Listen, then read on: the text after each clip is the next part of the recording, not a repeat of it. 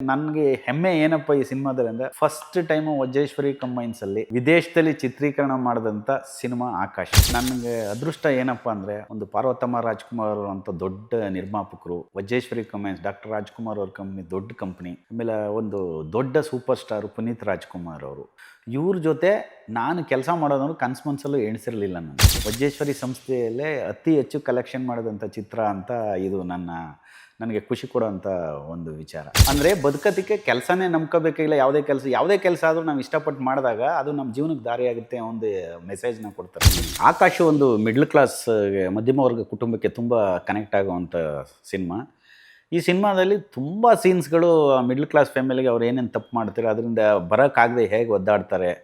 ಆಮೇಲೆ ಈಗಿನ ಯೂತ್ಸು ಅಂದರೆ ಓದಿ ವಿದ್ಯಾವಂತರಾಗಿರೋರು ಕೆಲಸ ಸಿಗಲಿಲ್ಲ ಅಂತಂದ್ರೂ ನಾವು ನಿರಾಶರಾಗಬೇಕಾಗಿಲ್ಲ. ನಮಗೆ ಆದಂಥ ಒಂದಷ್ಟು ಕೆಲಸಗಳನ್ನ ನಾವೇ ಹುಡುಕೊಂಡು ಹೋಗಿ ಮಾಡಿದ್ರೆ ಅದರಲ್ಲೇನು ಅವಮಾನ ಇಲ್ಲ ಅನ್ನೋ ಥರ ಕೆಲವು ಸೀನ್ಸ್ಗಳಿದೆ. ಅದು ಈಗಿನ ಯೂತ್ಸ್ಗೆ ತುಂಬ ಚೆನ್ನಾಗಿ ಕನೆಕ್ಟ್ ಆಗುತ್ತೆ.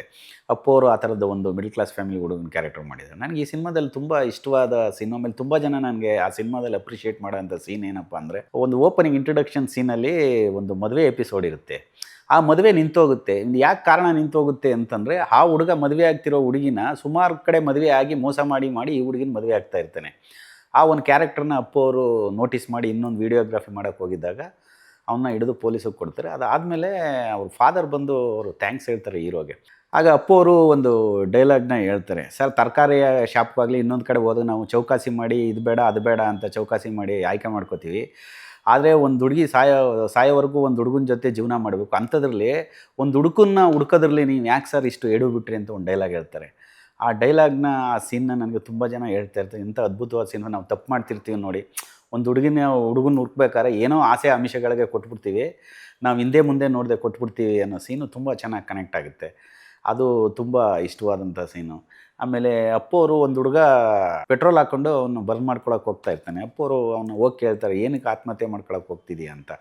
ಅವನು ಹೇಳ್ತಾನೆ, ನಾನು ತುಂಬ ಓದಿದ್ದೀನಿ, ನಾನು ಗೌರ್ಮೆಂಟ್ ಕೆಲಸ ಸಿಗ್ತಾಯಿಲ್ಲ, ಗೌರ್ಮೆಂಟ್ನವ್ರು ನನಗೆ ಕೆಲಸ ಕೊಡ್ತಾಯಿಲ್ಲ, ನಾನು ಇಷ್ಟೋದು ಏನು ಪ್ರಯೋಜನ ಅಂತ ಬೆಂಕಿ ಹಾಕೊಳಕ್ಕೆ ಹೋಗ್ತಾ ಇದ್ದಾಗ ಅಪ್ಪು ಅವ್ರು ಹೇಳ್ತಾರೆ, ನೋಡಪ್ಪ ನೀನು ಓದಿರೋದು ನಿನಗೊಂದು ಸರ್ಟಿಫಿಕೇಟ್ ಅಷ್ಟೇ ಹೊರತು ನಿನಗೆ ಕೆಲಸ ಕೊಡ್ತೀವಿ ಅಂತ ಯಾವ ಯೂನಿವರ್ಸಿಟಿಲೂ ನೀನು ಡಿಗ್ರಿ ಕಂಪ್ಲೀಟ್ ಮಾಡಿದ ತಕ್ಷಣ ಯಾವ ಕೆಲಸನೂ ಕೊಡ್ತೀವಿ ಅಂತ ಅಗ್ರಿಮೆಂಟ್ ಮಾಡಿಕೊಡಲ್ಲ. ಅದೇನಿದ್ರು ನೀನು ರೆಫರೆನ್ಸು, ನೀನು ವಿದ್ಯಾವಂತ ಅನ್ನೋದಕ್ಕಷ್ಟೇ, ನಿನ್ನ ಕೆಲಸನ ನೀನೇ ಓದ್ಕೋಬೇಕು ಅಂತ. ನಾನು MSc ಓದಿದ್ದೀನಿ ಅಂದಾಗ ಪುನೀತ್ ಅವರು, ನಾನು ನಿನಗಿಂತ ಜಾಸ್ತಿ ಓದಿದ್ದೀನಿ, ನಾನು ವಿಡಿಯೋಗ್ರಫಿ ಮಾಡ್ತಿದ್ದೀನಿ, ಸ್ವಿಮ್ಮಿಂಗ್ ಕಲಿಸ್ತಿದ್ದೀನಿ.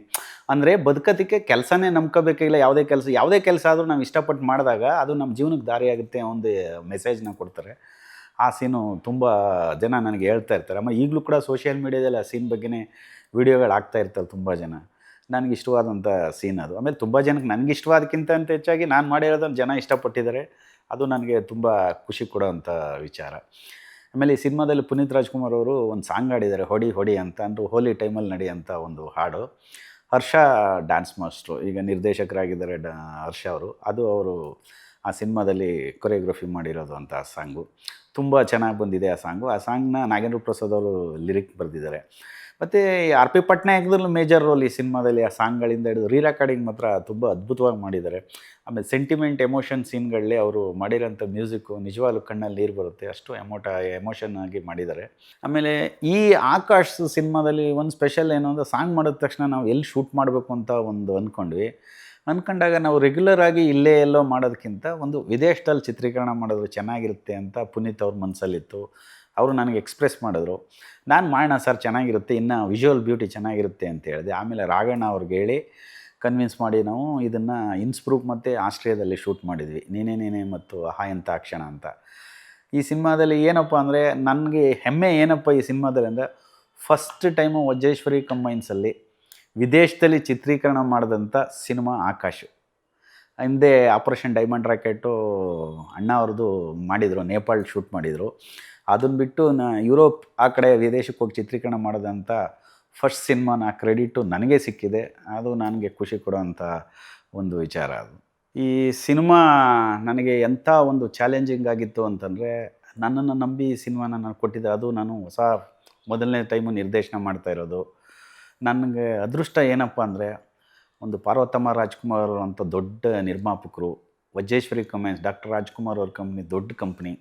ಆಮೇಲೆ ಒಂದು ದೊಡ್ಡ ಸೂಪರ್ ಸ್ಟಾರು ಪುನೀತ್ ರಾಜ್ಕುಮಾರ್ ಅವರು. ಇವ್ರ ಜೊತೆ ನಾನು ಕೆಲಸ ಮಾಡೋದನ್ನು ಕನಸು ಮನಸ್ಸಲ್ಲೂ ಎಣಿಸಿರಲಿಲ್ಲ ನಾನು. ನನಗೆ ಅದೇನು ಅದೃಷ್ಟನೋ ಗೊತ್ತಿಲ್ಲ, ನನ್ನ ಮೇಲೆ ಏನು ನಂಬಿಕೆ ಇಟ್ಟು ಈ ಸಿನಿಮಾ ಕೊಟ್ಟರೋ ಗೊತ್ತಿಲ್ಲ. ನಾನಂತೂ ಆ ವಿಷಯದಲ್ಲಿ ತುಂಬ ಅದೃಷ್ಟವಂತ ಅಂತಲೇ ಹೇಳ್ಬೋದು. ಬಟ್ಟು ನಾನು ನನ್ನ ಕೊಟ್ಟಿರೋ ಒಂದು ಕೆಲಸನ ನಾನು ಅಚ್ಚುಕಟ್ಟಾಗಿ ಮಾಡಿದ್ದೀನಿ ಅಂತ ನಾನು ಅಂದ್ಕೊಳ್ತೀನಿ. ಅದಕ್ಕೆ ಜನರ ಆಶೀರ್ವಾದ ಚೆನ್ನಾಗಿ ಸಿಕ್ತು ನನಗೆ. ಈ ಸಿನಿಮಾ 25 ವಾರ ಓಡ್ತು. ಎಲ್ಲ ಕಡೆ ಹಾಕಿದ ಕಡೆ ಎಲ್ಲ 100 ಡೇಸು. ಆಮೇಲೆ ವಜ್ರೇಶ್ವರಿ ಕಂಬೈನ್ಸಲ್ಲಿ ಆ ಟೈಮಲ್ಲಿ ಪೇಪರಲ್ಲಿ ಬಂದಾಗ ರಾಘಣ್ಣ ಹೇಳಿದ್ದು, ಸ್ಟೇಟ್ಮೆಂಟ್ ಕೊಟ್ಟಿದ್ದು, ವಜ್ರೇಶ್ವರಿ ಸಂಸ್ಥೆಯಲ್ಲೇ ಅತಿ ಹೆಚ್ಚು ಕಲೆಕ್ಷನ್ ಮಾಡಿದಂಥ ಚಿತ್ರ ಅಂತ. ಇದು ನನಗೆ ಖುಷಿ ಕೊಡೋವಂಥ ಒಂದು ವಿಚಾರ. ಈ ಸಿನಿಮಾ ಎಲ್ಲ ರೆಡಿ ಆದಮೇಲೆ ವರದಣ್ಣ ಅವರು ಮತ್ತು ರಾಜ್ಕುಮಾರ್ ಅವರು ಇಬ್ಬರಿಗೂ ನಾವು ಸಿನಿಮಾನ ತೋರಿಸ್ದೆ ರಿಲೀಸ್ಗೂ ಮುಂಚೆ. ವರದಣ್ಣ ಮತ್ತು ರಾಜ್ಕುಮಾರ್ ಅವರು ಸಿನಿಮಾ ನೋಡಿದ ತಕ್ಷಣವೇ ಹೇಳಿದ್ರು, ಈ ಸಿನಿಮಾ ನಿಮಗೆ 25 ವಾರ ಓಡುತ್ತೀರಿ ಅಂತಂದರು. ಅವ್ರು ಯಾವ ಆ ಬಾಯಲ್ಲಿ ಹೇಳಿದ್ರೋ ಗೊತ್ತಿಲ್ಲ, ಅಂದ್ಕೊಂಡಾಗೆ 25 ವಾರ ಓಡ್ತು. 25 ವಾರ ಫಂಕ್ಷನ್ ಮಾಡಿದ್ರು. ಚಿರಂಜೀವಿಯವರು ಚೀಫ್ ಗೆಸ್ಟಾಗಿ ಬಂದು ಅಲ್ಲಿ ಎಲ್ರಿಗೂ ಫಲಕ ಶೀಲ್ಡ್ಗಳನ್ನ ಕೊಟ್ಟರು. ಅದನ್ನು ನಾನು ನನ್ನ ಲೈಫ್ ಪೂರ್ತಿ ಮರೆಯೋಕ್ಕಾಗಲ್ಲ. ಯಾವಾಗಲೂ ಫಸ್ಟ್ ಸಿನಿಮಾ ಗೆದ್ದ ಒಬ್ಬ ನಿರ್ದೇಶಕನಿಗೆ ಮೊದಲನೇ ಸಿನಿಮಾ ಎಷ್ಟು ಇಂಪಾರ್ಟೆಂಟು ಅಂತ ನನಗೆ ಈಗ ಅನ್ನಿಸ್ತಾ ಇದೆ. ನಾನು ಎಲ್ಲೋದ್ರೂ ಆಕಾಶ್ ಅರಸು ಡೈರೆಕ್ಟ್ರು ಅಂತಲೇ ಕರೀತಾರೆ. ಅದೊಂದು ಬ್ರ್ಯಾಂಡ್ ಆಗಿಬಿಟ್ಟಿದೆ. ಮಹೇಶ್ ಬಾಬು ಅಂದರೆ ಆಕಾಶ್ ಅರಸು ಡೈರೆಕ್ಟ್ರ ಅಂತ ಕರೀತಾರೆ. ಅದೊಂದು ಬ್ರ್ಯಾಂಡ್ ಆಗಿಬಿಟ್ಟಿದೆ. ನನ್ನ ಲೈಫಲ್ಲಿ ಇವೆರಡು ತುಂಬ ಇಂಪಾರ್ಟೆಂಟ್ ರೋಲ್ ಪ್ಲೇ ಮಾಡಿರೋದು ಆಕಾಶ್ ಮತ್ತು ಅರಸು ಸಿನಿಮಾ. ಅದರಲ್ಲೂ ಆಕಾಶ್ದು ನನಗೂ ಫಸ್ಟ್ ಮೂವಿ ನನ್ನ ಲೈಫಲ್ಲೇ ಮರೆಯೋಕ್ಕಾಗಲ್ಲ. ಅದು ವಜ್ರೇಶ್ವರಿ ಕಂಬೈನ್ಸ್ಗೆ ನಾನು ಯಾವಾಗಲೂ ಚಿರಋಣಿಯಾಗಿರ್ತೀನಿ. Oh Maria, oh Maria, oh Maria.